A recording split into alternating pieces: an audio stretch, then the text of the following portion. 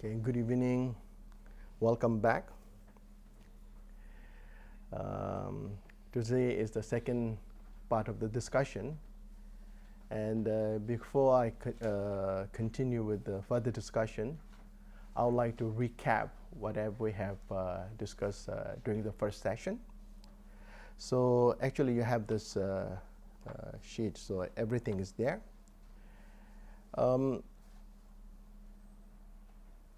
If possible, maybe if you can fulfill this requirement, it will be very helpful for you in order to practice and succeed your practice of meditation. Of course, wherever you meditate, the place should be quiet and free from all kinds of influences, harmful influences. Second,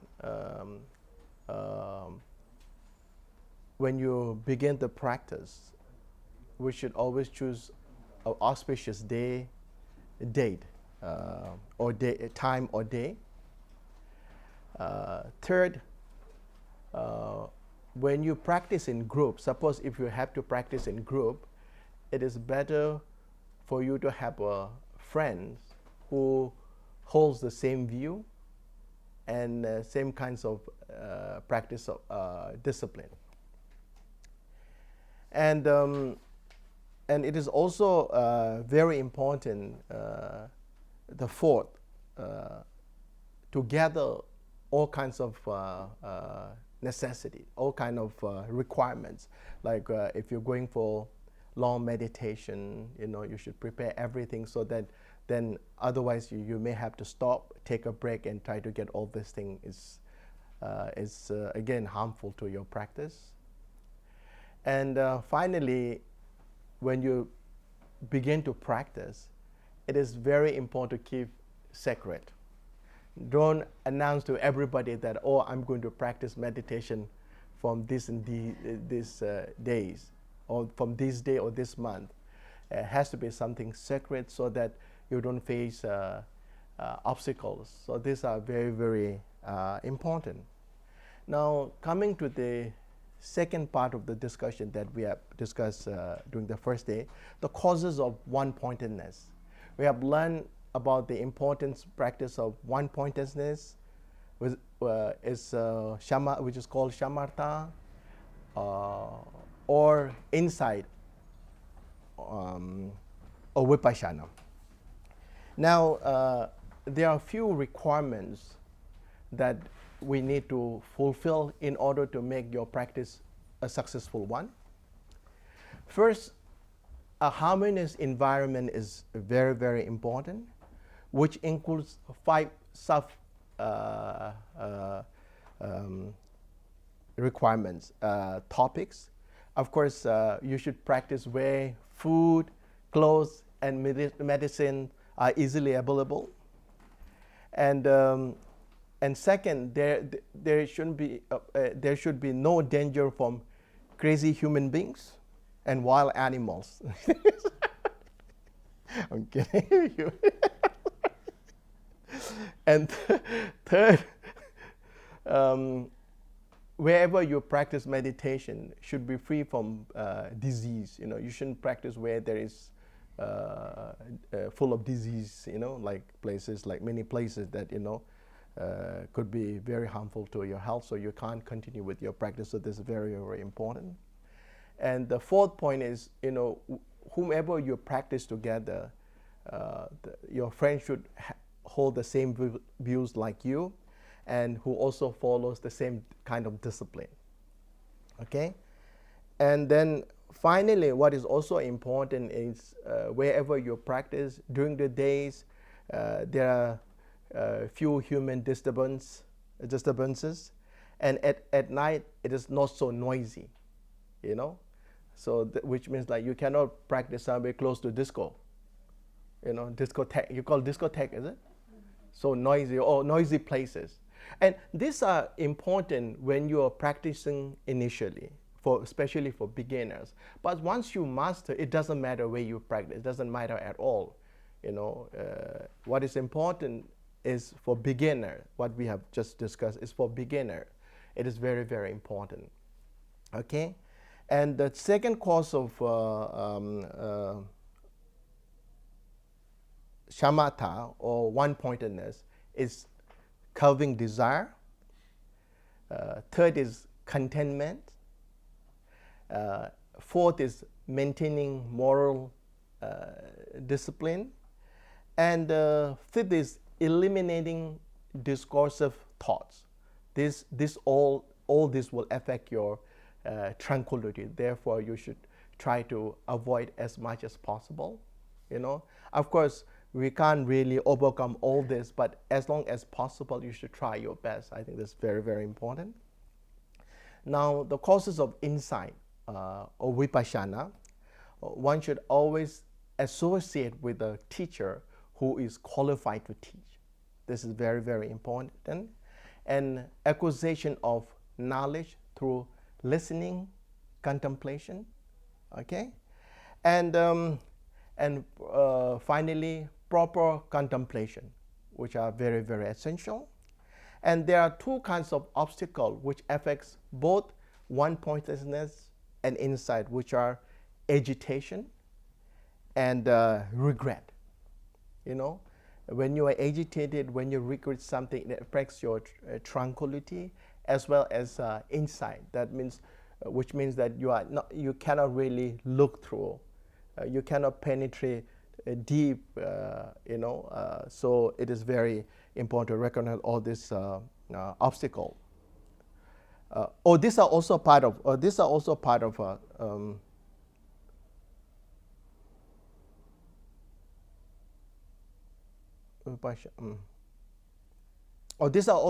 all part of insight. Insight.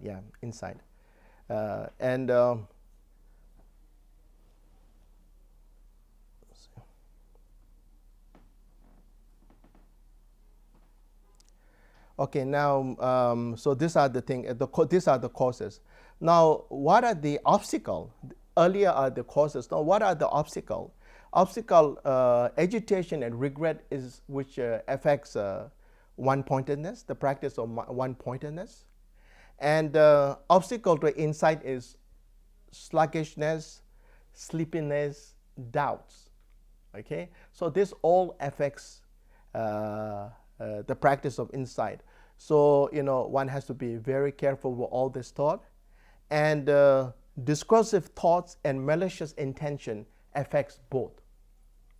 Okay, so these are the things that, if you can, remember, at least if you can remember some of these causes and obstacles, it will really help you to enhance your practice of meditation.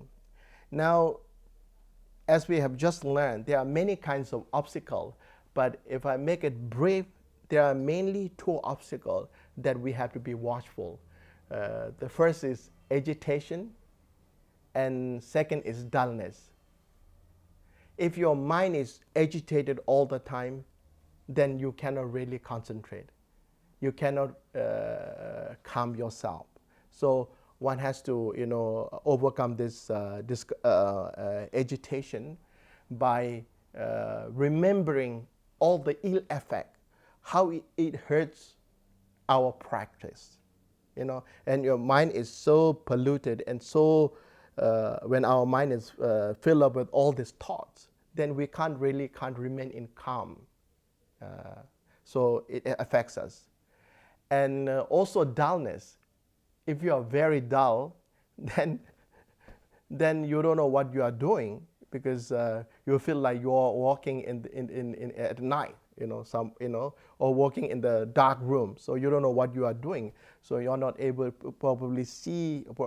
You are not able to properly feel. So it is, it's a form of obstacle. So we should try to adjust ourselves. And there are many ways we can overcome dullness and agitation. Basically, what we do is like most of the time, like if you sit like straight for some time, your mind may get agitated. So we will pull down a little bit, and makes our mind more relaxed and calm. But if you sit for too long, then again makes makes you very sleepy. So then again, you have to push yourself up like this. So you can switch it off and on. But this is someone who are practicing for certain amount of time. Basically what I will advise to, especially for beginners, we shouldn't practice more than 5 minutes. Then you can always increase your time according to your ability. Don't try to time yourself. Then if you cannot reach your goal target, then it may upset you. But this is also not so important. What is important is not not about how long we can meditate, but how we meditate, and the quality is more important than the quantity. So this is very, very important. So this, I think, what we have discussed the first day. So now I would like to continue from today's discussion. So we have learned overall about meditation, especially about shamatha and vipassana. And the part of shamatha, we learn about the cause, and we also learn about the obstacle that we face during our journey. That's where I've just have gone through all this cause and the obstacle. So today we will learn other points. There are about 7, about shamatha. Now, the identification of self-nature of shamatha and vipassana, one-pointedness or insight. Okay, insight, which also means analytical thought. We always analyze, which studies, which investigates, which are both very, very essential, which I will explain one by one. Now, what shamatha means?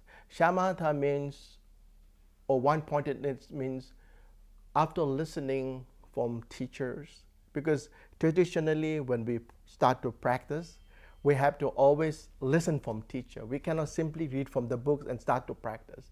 This is something that we always do not advise, especially to beginners. Like even myself, when I start to practice, I always first get instruction from qualified teacher. This is very important. And then he or she may refer to books to read. And whatever you listen, whatever you read, you need to contemplate. Then finally, you have to put into practice, which is called meditation. So this is what shamatha means. So simply, you try to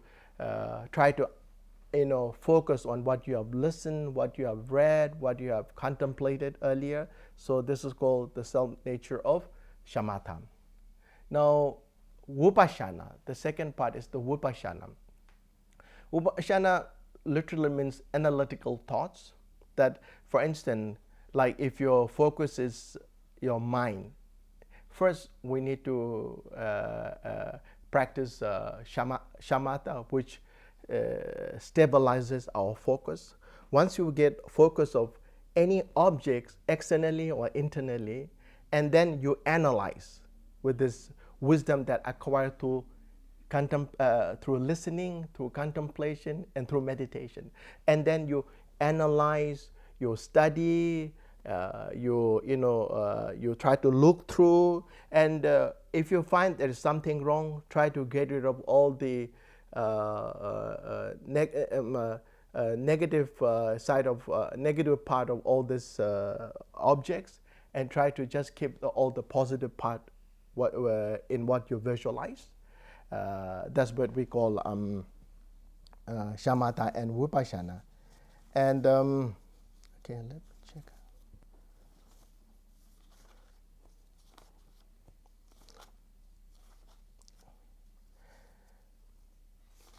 And the actual one-pointedness and insight is difficult to accomplish. We will learn all this a little bit later, or maybe the third session.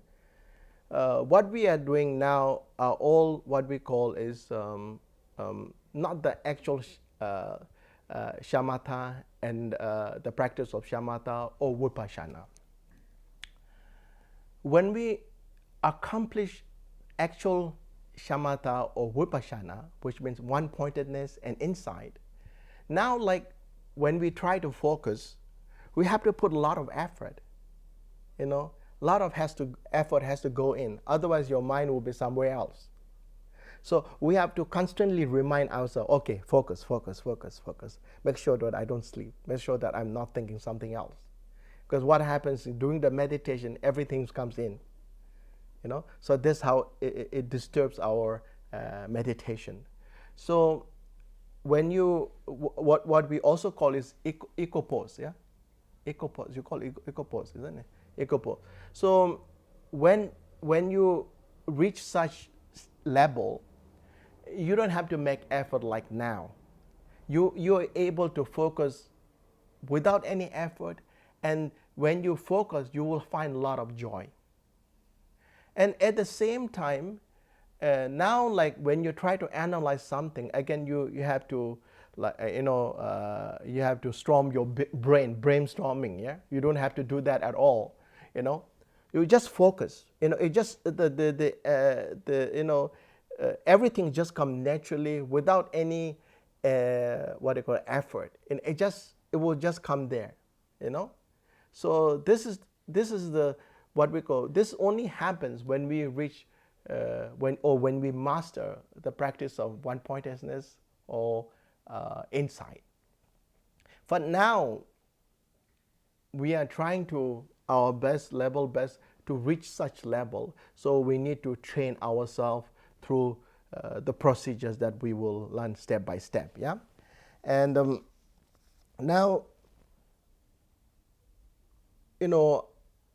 when we will, if you ask, when we will complete such practice, and when you are able to free ourselves from all the obstacles that we have just learned earlier, shamatha and vipassana, and that is the time that actually we have really reached a master the technique. Now, shamatha, and now there are many kinds of shamatha, there are many kinds of vipassana. Basically, if you say shamatha, one-pointedness, there's two kinds. The first one is what we are doing now, how we are practicing that one point, basically a one-pointedness. And then a person who masters such technique, then their main when they start to focus on like true selflessness or person of thing, selflessness of person and selflessness of things, that we will also learn the last session, or on the Four Noble Truth. This is called the shamatha of awakened one, highly accomplished practitioner. Okay, so these are the two things. And in terms of function, there are 9 different kinds of shamathas. Can you have a look behind this page? There are 9 stages for achieving one-pointedness. So if you can achieve these stages, if you can master these stages, then you have actually mastered the practice of shamatha. Okay, to stabilize the mind, to settle it completely, to settle it firmly, to settle it intensively, to clear it of obstacles, to pacify the mind, completely pacify it, to channel the mind into one stream, to settle the mind in eco pose. Okay. So I think I should explain this a little bit. Yeah. So this is the function. We may have 2 kinds, but in terms of function, there are 9 different stages. So when you say this, to stabilize the mind, so now like we begin with using object, external object or internal object. So we try to focus, but somehow our mind trying to wander away from your focus. This is called the stabilize the mind. To settle it completely, and once again you recognize, okay, my mind is wandering, and you pull it back. Again you focus, and after some time, again the mind wanders somewhere else. And to settle it firmly, then finally again you recognize your mind is not with you, and then you again pull it back and try to focus. Okay? And to settle it intensively, which means initially, if you just focus on one part, and then dullness may arise or agitation may arise.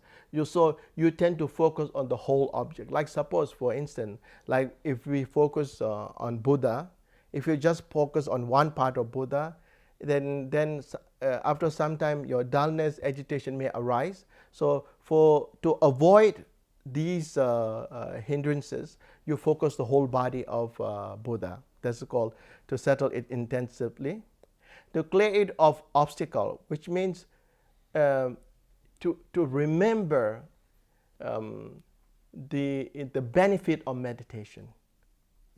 Many times when our mind goes crazy, that's the time many kinds of obstacles that arises.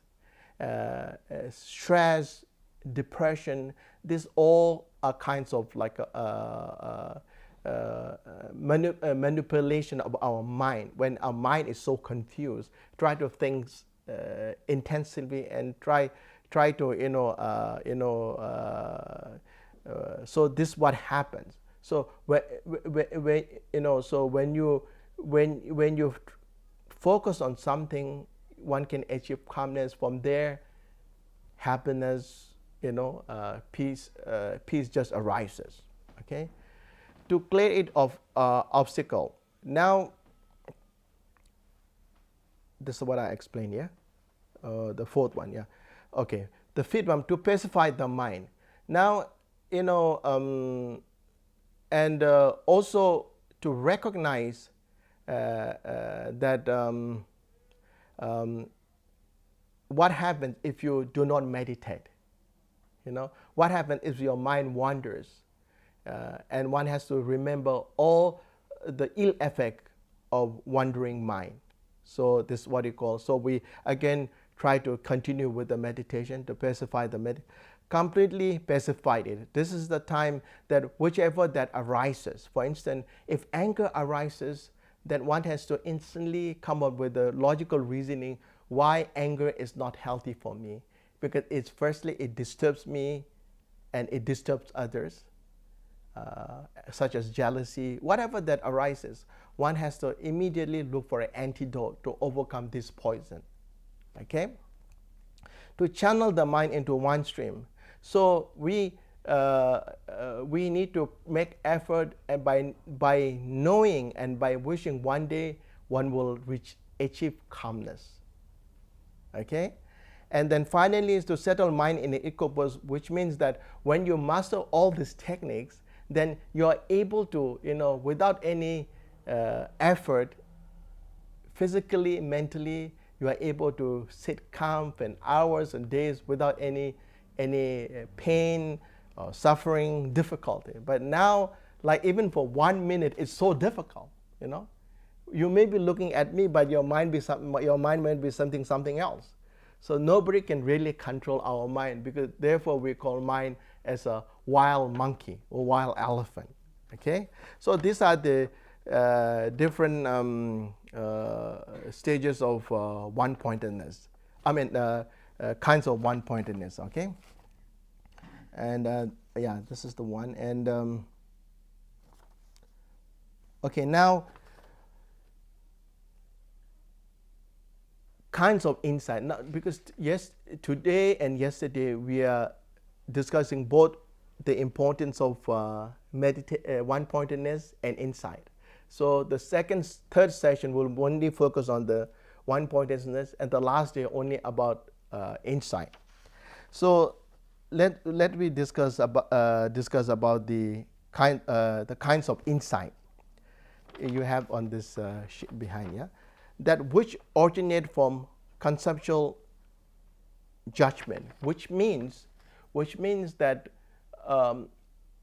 before you can analyze, you have to visualize an object, concept, kind of object, that a mental object, then you analyze. That's what that's what it means. And then the second part is that which is attained through perfect inquiry.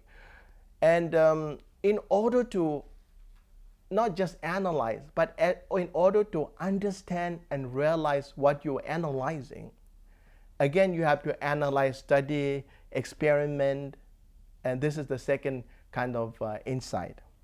And finally, that which is achieved through analytical examination. So whatever through your analysis, through your studies, through your examination, when you're able to understand and realize, and you know that eventually this will bring liberation, and ultimately we are able to touch total bliss. Because once you are free from all these obstacles, then your mind becomes stable, calm, and one is able to reach the state of total bliss. So this is what it means, yeah. So anyway, we will discuss more about this, coming days. And okay, now the fifth part. Why we practice shamatha first, and why we can't practice vipassana first. This could be the question for many of us. We may have this question. The reason is this, according to for individual who practice gradually. It's a gradual process. Without one pointedness, you cannot really analyze. Like for instance, you may have a target. Before you have a target, you can't close your eye and shoot somewhere. You may shoot your friend or someone else. So you must have a target to shoot. Once the target is focused, and then if you shoot, you are able to shoot the target. So similarly, before we could analyze, we must have a focus. So for logical reason also, shamatha, the one-pointedness must come first in order to really penetrate or to see through or to reach the depth of your practice. So logically it makes sense. So it is important to begin with the vipassana, shamatha, then vipassana. Now, why we need both? The eighth part, the sixth point explains why we need both.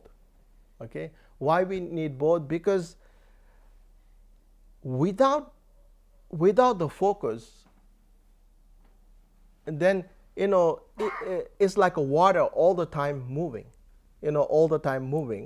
and then you are not able to focus perfectly. And like for instance, if the light is in the place where there's a lot of wind blowing from all directions, then we cannot see the brightness of wisdom because it's all the time moving. So first, we must have a focus, which develops through concentration. So one-pointedness is very, very essential. Okay, so once we have focus, then we can really study and analyze.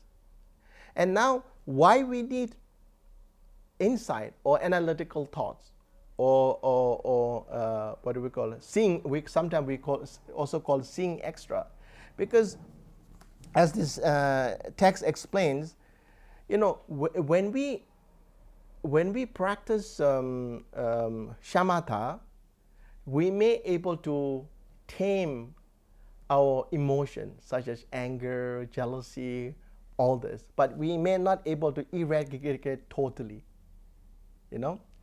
and also there are many poisons that remain within us, again, such as attachment and so forth. They are like what we call what the word, I forgot the word, dormant. dormant, dormant, that we don't know, it's not active at all. So, and suddenly it comes. Sometimes we may think, oh, I know I don't have an anger, I'm perfectly okay. When suddenly someone makes you angry, you burst into fire, So that may happen to many of us. Could be anger, could be jealousy, everything. So there are many things, emotion are dormant that we don't notice. So without the insight, we are not able to eradicate totally. And also without the practice of insight, we are not able to cut the continuity of rebirth, old age, and sickness, and so forth. Therefore, both are very, very, according to this text, both are very, very important. So these are known as shamatha and vipassana, and we need both. And how we practice this both together, how we combine these two in one form, they both one-pointedness and insight are like in terms of nature they are one, but they are different entity. Yeah, how we practice in one form. Only we are able to practice when we master the 9 stages. Now we may try, but it cannot be really perfect. Only when we reach the 9 stages, when we master the 9 stages, then we are able to practice in one form. So now, like whatever we focus, we have to have a lot of effort.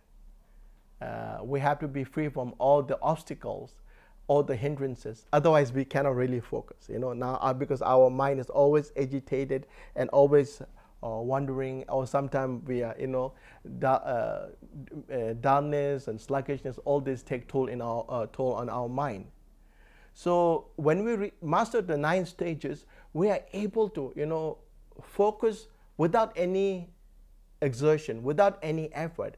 Like we are just able to focus, and it comes with a lot of joy, So there is also a danger. One flip side of meditation, there are people who meditate and they enjoy the experience of meditation in forms of, again, in forms of different kinds of attachment. That also becomes a problem. Therefore, many people try to practice meditation because they feel very joyful. Okay, and then when you master these 9 techniques, 9 stages, through 9 stages, and then your insight will just come without exerting any effort. It will be there all the time. So that's the time we are able to combine this 2 practice together, and without making any effort. This only happens when we master the 9 different stages of vipassana. It is very difficult now, but still we can still practice, try to practice together. But now we may have to exert a lot of effort. But then one day we may be able to reach such level that without making any effort, we are able to practice and focus and be alert all the time. Now, coming to the benefit of 2 practices, shamatha or one-pointedness. Shamatha help us to overcome, we call it defilements such as anger, jealousy, hatred. All this are form of defilement or obscuration, which obscures the true essence of our mind. And insight help us to eradicate ignorance, which is the main source of our confusion. Dualism all arises due to ignorance. Okay, and also according to this text, when the more we practice one-pointedness, one tend to have less attachment towards worldly possessions. One see there's no meaning to all the worldly possessions, because whatever you earn today, nobody can guarantee that you will have tomorrow. We may set a goal to achieve something in life, but it's not guaranteed that we will accomplish such goal. You may know today so many rich people become poor, and many poor people become rich. So nothing is permanent. Okay, and also meditation is the main source of all this miraculous power. All the gurus, highly accomplished guru, necessarily not layman, laywoman. There are many great gurus who have all this miraculous power, all acquired through meditation. Of course, all these gurus never practice meditation to have fame or all this quality. It comes as a bonus, But we cannot really practice meditation to acquire all this quality. Then you may not never acquire at all. But because as I mentioned during the first session, our goal of our practice is not just to be happy in this life. Our goal is to practice to become a Buddha for the sake of all others. That is our main goal. But today, you may see people are practicing meditation. Especially meditation is becoming very popular in West, and the goal is very different. The approach is different. Yeah, the goal, probably you may know, the goal is simply to be happy, because life like in big cities could be very stressful, and you can't keep taking medicine all the time to release your stress, to sleep well. So people find benefits by practicing meditation, and you may read from article that many universities, even Harvard, even many clinics, they offer practice of mindfulness for people who go through depression, who go through mental instabilities. But there's nothing wrong. It's nothing wrong. Our goal could be very different. Some people set a higher goal. There's nothing wrong. There's nothing wrong at all. What I'm saying is that goals are a bit different, but it's nothing wrong. Yeah, and and the benefit of insight is you are able to see what causes suffering, and what are the causes, what makes us happy, what brings us happiness. So by analyzing, by studying, we are able to bring not just happiness and tranquility and peace to oneself, so even to others. Therefore, it is a very useful practice. And of course, if you say what is the overall goal of for Buddhists to practice mindfulness and insight, is to eventually to become Buddha. That is the main goal. So this is the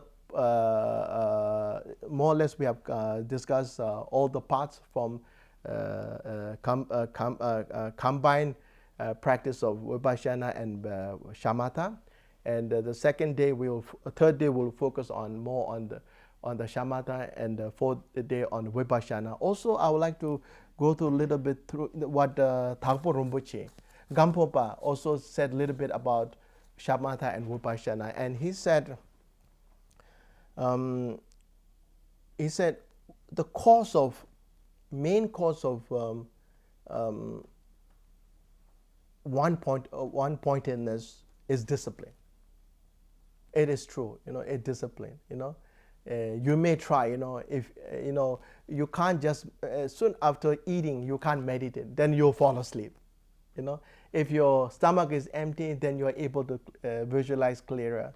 And if you are very tired, then you can't really practice. And so there are many things involved. Mainly discipline is also very, very important, because when you practice meditation is something that you can't do like once a week, once a month, or alternate days. It has to be something every day. So when you practice every day, then we are able to progress better and better. So this is true. And what is the cause of insight? He said two causes. One is listening, that's what we are doing, and contemplating. Basically, what we analyze is what you contemplate. So these are very, very important. So he also says, when you practice shamatha, one pointedness, we're able to free ourselves from all this attachment to objects, all the different object. And when you practice insight, then we are able to free ourselves from all the such as ignorance and all this defilement. Okay, and he also mentioned what is the obstacle to shamatha or one-pointedness is concern for our body and wealth. Again, because if you are too concerned about body and wealth, again it affects the practice. And what is the obstacle of one insight is that you are not able to taste the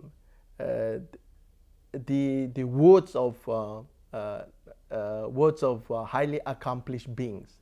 You are not able to realize the true meaning, or you are not able to taste the word of highly attained beings. And active mind, and again limit. If you limit yourself to practice, that also affects both. Okay, so basically he said agitation, regret, and doubt will affect your practice of one-pointedness, and sluggishness, sleepiness affects insight, and discursive thought and malicious intention affects both. Okay, so more or less we have touched all the points here. Okay, so if you have any question, then if we have little time, we can continue with the sitting posture. I don't know. Yeah, maybe you want to relax a little bit. Too much information going in. Yeah. Anyway, we have a book regarding this practice, so you can have a look. So you can take your time, because there's so much information coming. So maybe it's not so. Maybe we can discuss the sitting posture. Yeah. So I think we still have some time. Yeah. Okay. Now what so far we have discussed the importance of both vipassana and one-pointedness, and shamatha one-pointedness, and vipassana insight. So now our main focus will be how we meditate. Okay, shamatha. Okay, now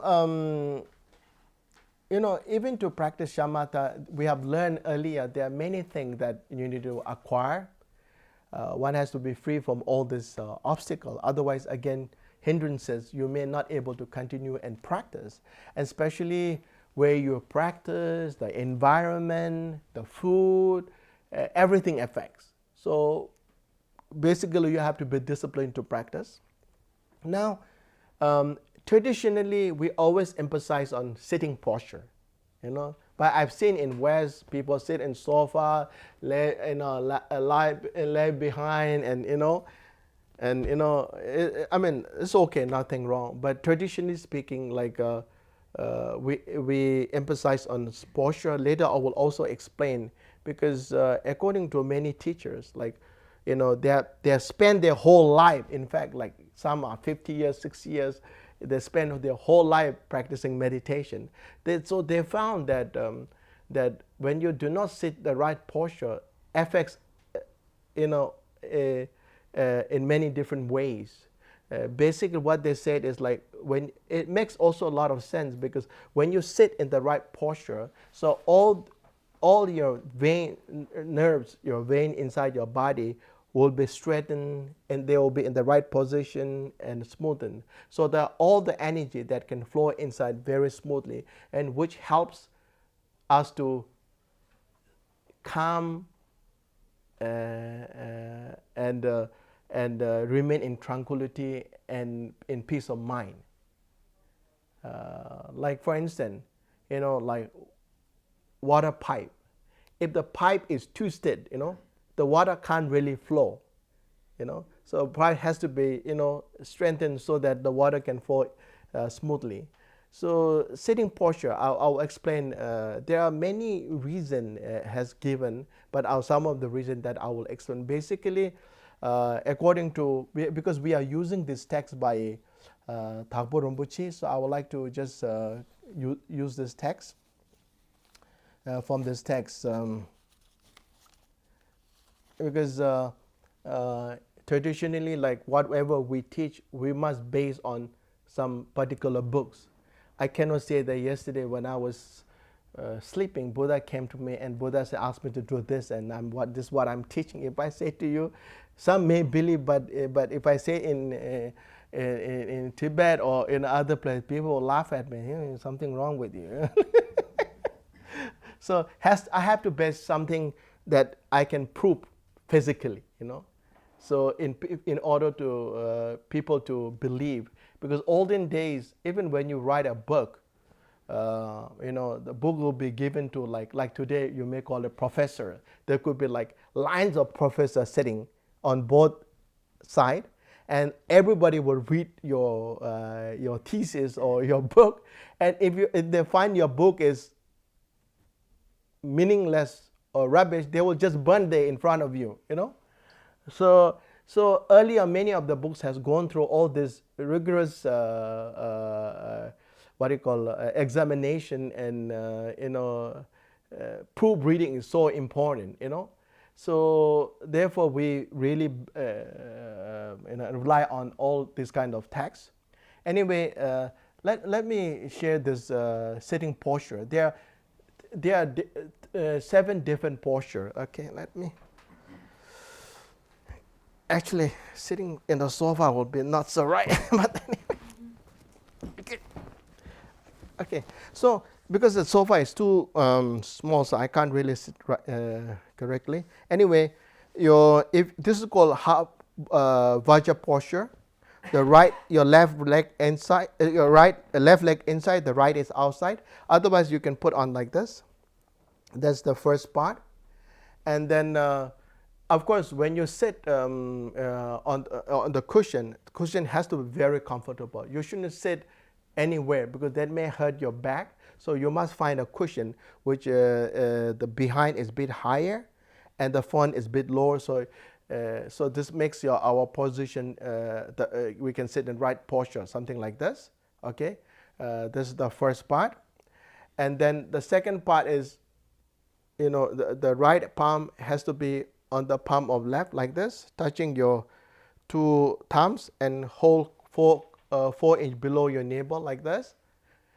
And the third part is one must keep the backbone, spinal cord straight. You shouldn't be doing like this. Keep straight like this. That's the third point. The fourth is your shoulder should be well balanced. Normally, like we do something like this, but then it's hard for beginners, so you can just sit like this.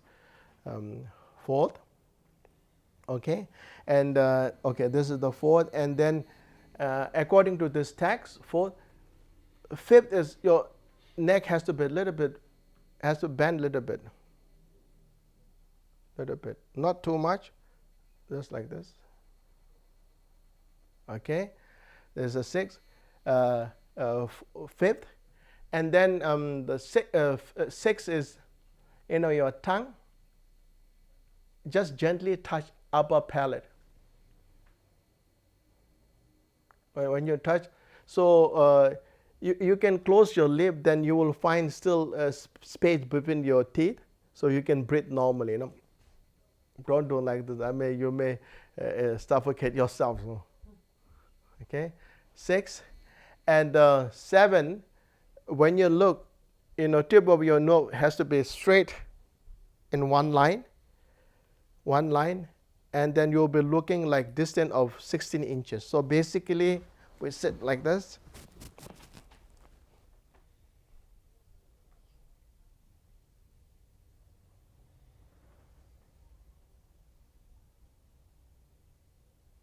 Like this. So it's okay. This text advise not to close eye, but it's up to you. It's not that serious. But if you're doing practice of Mahamudra, in certain kind of practices, you have to open your eye. Not full, not like this, but half open. Okay. So for shamatha, I think you can you have to see which you find more comfortable. So basically, half or full Vajra cross leg, keeping your backbone straight, your shoulder one level, same level, your right hand on the palm of left, forth, and then forth, then and then four, is it fourth? 2, 3, 4. Is it fourth? First, 2, 3, 4. Oh yeah, and then you're touching your upper palate, with the tongue. Fifth, okay. Fifth, and looking from the tip of your nose. Okay, tip of your nose. 6, and bending your neck a little bit, yeah, bending your neck a little bit, so something like this. And this text also, according to Kamala Shila, again well-known master, he added 1 point, so 8 point. He said that when we breathe, we should breathe normally. Don't try to hold your breath, or don't try to breathe forcefully or too slow. You may think that, oh, during the meditation I must breathe very slow. That makes you sleepy. So make sure that how you breathe normally, you just breathe normally every day, how you breathe. So that's how we should breathe. And this also takes, as I mentioned earlier, so basically these are the 7 point, and the breathing 8 point. He says here, if your body, there are many other, this some part. He say if your body like is lie on the right too much, on the left too much, first you may find clarity.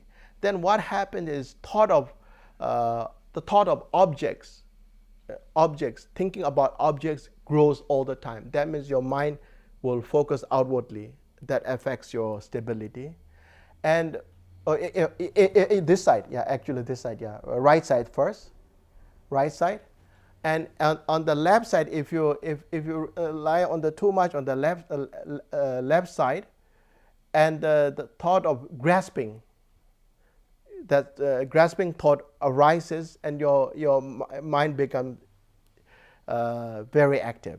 Okay, and then and if you bend yourself too much like this, according to the test, you may find initially peaceful and stability.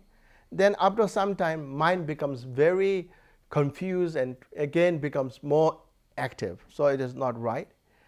And also, if you lay behind like this too much, and according to this text, first you may find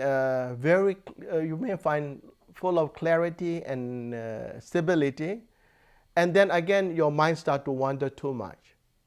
And finally, and if you keep changing your posture, then you'll be never able to achieve tranquility and peace in meditation. Therefore, it is very, very important to sit in meditation posture. I think so. We would leave it here. If you have any question, you let me know. Too much information here, yeah?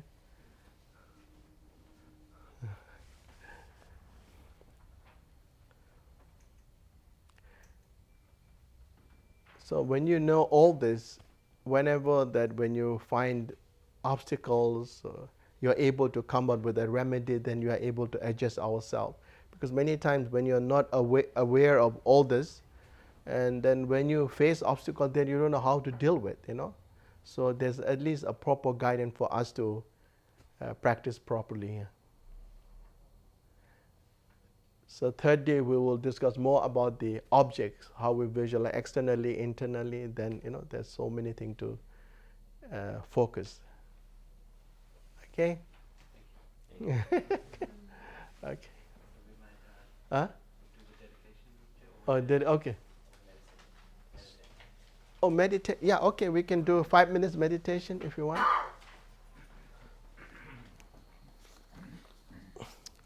So we can use a modern technology. We can use modern technology to help ancient practice. I need to find first 5 minutes. Sorry. I use this when I practice morning, so timing is good.